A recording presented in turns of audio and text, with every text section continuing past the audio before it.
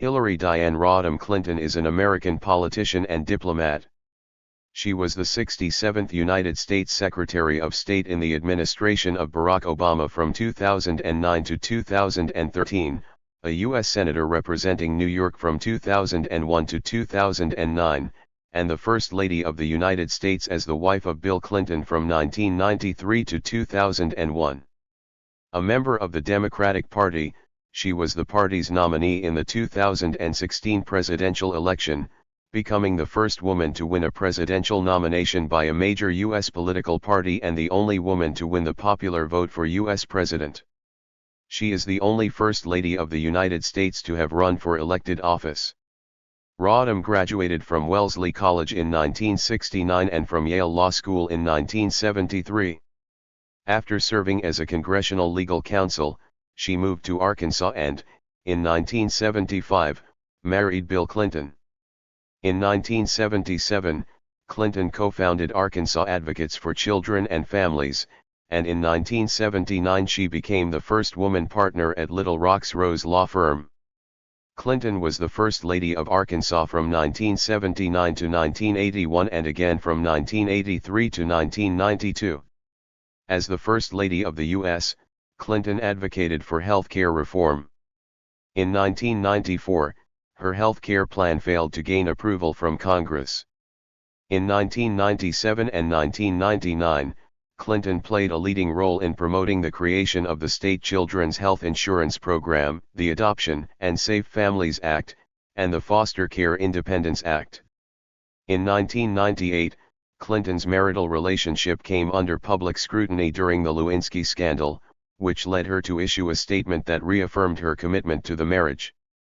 Clinton was first elected to the U.S. Senate in 2000, becoming the first female senator from New York and the first First Lady to simultaneously hold elected office. As a senator, she chaired the Senate Democratic Steering and Outreach Committee from 2003 to 2007. Clinton ran for president in 2008, but lost to Barack Obama in the Democratic primaries. In 2009, she resigned from the Senate to become Obama's Secretary of State. She responded to the Arab Spring by advocating the 2011 military intervention in Libya, but was harshly criticized by Republicans for the failure to prevent or adequately respond to the 2012 Benghazi attack. Clinton helped to organize a regime of international sanctions against Iran in an effort to force it to curtail its nuclear program, which eventually led to the multinational Joint Comprehensive Plan of Action in 2015. The strategic pivot to Asia was a central aspect of her tenure. Her use of a private email server as secretary was the subject of intense scrutiny. While no charges were filed, the controversy was the single most covered topic during her second presidential run in 2016.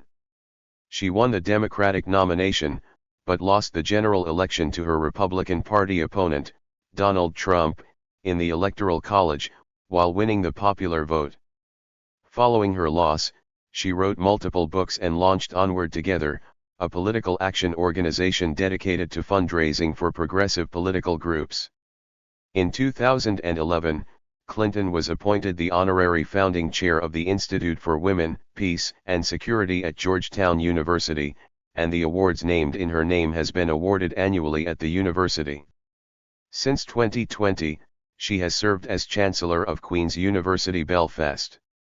In 2023, Clinton joined Columbia University as a professor of practice at the School of International and Public Affairs. When Bill Clinton took office as president in January 1993, Hillary Rodham Clinton became the First Lady. Her press secretary reiterated she would be using that form of her name. She was the first in this role to have a postgraduate degree and her own professional career up to the time of entering the White House. She was also the first to have an office in the West Wing of the White House in addition to the usual First Lady offices in the East Wing. During the presidential transition, she was part of the innermost circle vetting appointments to the new administration. Her choices filled at least 11 top-level positions and dozens more lower-level ones. After Eleanor Roosevelt, Clinton was regarded as the most openly empowered presidential wife in American history. Some critics called it inappropriate for the First Lady to play a central role in public policy matters. Supporters pointed out that Clinton's role in policy was no different from that of other White House advisors, and that voters had been well aware she would play an active role in her husband's presidency. Clinton had been preparing for a potential candidacy for U.S. president since at least early 2003. On January 20, 2007, she announced via her website the formation of a Presidential Exploratory Committee for the United States presidential election of 2008, stating, "I'm in and I'm in to win." No woman had ever been nominated by a major party for the presidency, and no First Lady had ever run for president. When Bill Clinton became president in 1993, a blind trust was established. In April 2007, the Clintons liquidated the blind trust to avoid the possibility of ethical conflicts or political embarrassments as Hillary undertook her presidential race.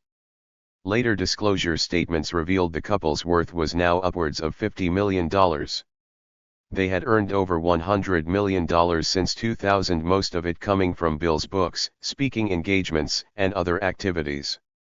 Throughout the first half of 2007, Clinton led candidates competing for the Democratic presidential nomination in opinion polls for the election. Senator Barack Obama of Illinois and former Senator John Edwards of North Carolina were her strongest competitors. The biggest threat to her campaign was her past support of the Iraq War, which Obama had opposed from the beginning. Clinton and Obama both set records for early fundraising, swapping the money lead each quarter. At the end of October, Clinton fared poorly in her debate performance against Obama, Edwards, and her other opponents. Obama's message of change began to resonate with the Democratic electorate better than Clinton's message of experience. In the first vote of 2008, she placed third in the January 3 Iowa Democratic caucus behind Obama and Edwards. Obama gained ground in national polling in the next few days, with all polls predicting a victory for him in the New Hampshire primary. Clinton gained a surprise win there on January 8, narrowly defeating Obama. It was the first time a woman had won a major American party's presidential primary for the purposes of delegates election. Explanations for Clinton's New Hampshire comeback varied but often centered on her being seen more sympathetically, especially by women, after her eyes welled with tears and her voice broke while responding to a voter's question the day before the election. The nature of the contest fractured in the next few days. Several remarks by Bill Clinton and other surrogates and a remark by Hillary Clinton concerning Martin Luther King Jr. and Lyndon B. Johnson, were perceived by many as, accidentally or intentionally, limiting Obama as a racially oriented candidate or otherwise denying the post-racial significance and accomplishments of his campaign. Despite attempts by both Hillary and Obama to downplay the issue, Democratic voting became more polarized as a result, with Clinton losing much of her support among African Americans. She lost by a 2-to-1 margin to Obama in the January 26, South Carolina primary, setting up, with Edwards soon dropping out, an intense two-person contest for the 22 February 5 Super Tuesday states. The South Carolina campaign had done lasting damage to Clinton, eroding her support among the Democratic establishment and leading to the prized endorsement of Obama by Ted Kennedy. On Super Tuesday, Clinton won the largest states, such as California, New York, New Jersey, and Massachusetts, while Obama won more states. They almost evenly split the total popular vote. But Obama was gaining more pledged delegates for his share of the popular vote due to better exploitation of the Democratic proportional allocation rules. The Clinton campaign had counted on winning the nomination by Super Tuesday and was unprepared financially and logistically for a prolonged effort, lagging in internet fundraising as Clinton began loaning money to her campaign. There was continuous turmoil within the campaign staff, and she made several top-level personnel changes. Obama won the next 11 February contests across the country, often by large margins, and took a significant pledged delegate lead over Clinton. On March 4, Clinton broke the string of losses by winning in Ohio among other places, where her criticism of NAFTA, a major legacy of her husband's presidency, helped in a state where the trade agreement was unpopular. Throughout the campaign, Obama-dominated caucuses, for which the Clinton campaign largely ignored and failed to prepare. Obama did well in primaries where African Americans or younger, college-educated, or more affluent voters were heavily represented. Clinton did well in primaries where Hispanics or older, non-college educated, or working-class white voters predominated. Behind in delegates, Clinton's best hope of winning the nomination came in persuading uncommitted, party-appointed superdelegates. Following the final primaries on June 3, 2008, Obama had gained enough delegates to become the presumptive nominee. In a speech before her supporters on June 7, Clinton ended her campaign and endorsed Obama. By campaign's end, Clinton had won 1,640 pledged delegates to Obama's 1,763. At the time of the clinching, Clinton had 286 superdelegates to Obama's 395, with those numbers widening to 256 versus 438 once Obama was acknowledged the winner. Clinton and Obama each received over 17 million votes during the nomination process, with both breaking the previous record. Clinton was the first woman to run in the primary or caucus of every state, and she eclipsed, by a very wide margin, Congresswoman Shirley Chisholm's 1972 marks for most votes garnered and delegates won by a woman. Clinton gave a passionate speech supporting Obama at the 2008 Democratic National Convention and campaigned frequently for him in fall 2008, which concluded with his victory over McCain in the general election on November 4. In mid-November 2008, President-elect Obama and Clinton discussed the possibility of her serving as Secretary of State in his administration. She was initially quite reluctant, but on November 20 she told Obama she would accept the position. On December 1, President-elect Obama formally announced that Clinton would be his nominee for Secretary of State. Clinton said she did not want to leave the Senate, but that the new position represented a difficult and exciting adventure. As part of the nomination and to relieve concerns of conflict of interest, Bill Clinton agreed to accept several conditions and restrictions regarding his ongoing activities and fundraising efforts for the William J. Clinton Foundation and the Clinton Global Initiative. The appointment required a Saxby fix, passed and signed into law in December 2008. Confirmation hearings before the Senate Foreign Relations Committee began on January 13, 2009, a week before the Obama inauguration. 2 days later, the committee voted 16-1 to approve Clinton. By this time, her public approval rating had reached 65%, the highest point since the Lewinsky scandal. On January 21, 2009, Clinton was confirmed in the full Senate by a vote of 94-2. Clinton took the oath of office of Secretary of State, resigning from the Senate later that day. She became the first former First Lady to be a member of the United States Cabinet. When Clinton left the State Department, she returned to private life for the first time in 30 years. She and her daughter joined her husband as named members of the Bill, Hillary and Chelsea Clinton Foundation in 2013.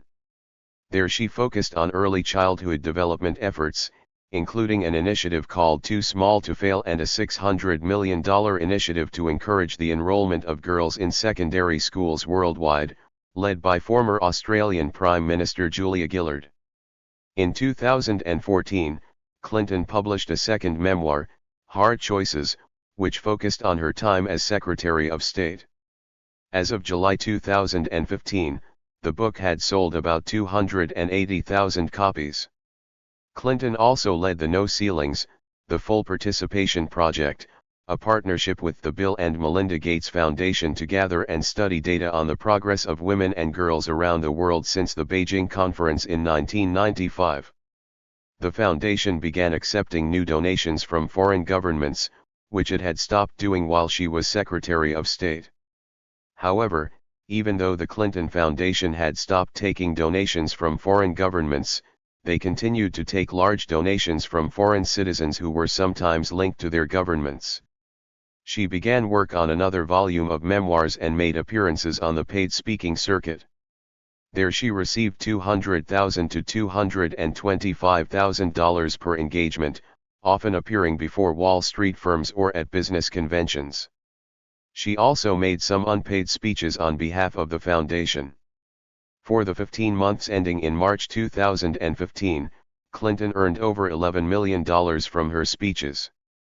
For the overall period 2007 to 14, the Clintons earned almost $141 million, paid some $56 million in federal and state taxes and donated about $15 million to charity. As of 2015, she was estimated to be worth over $30 million on her own, or $45 to $53 million with her husband. Clinton resigned from the board of the Clinton Foundation in April 2015, when she began her presidential campaign. The foundation said it would accept new foreign governmental donations from 6 Western nations only. Thank you for watching this video.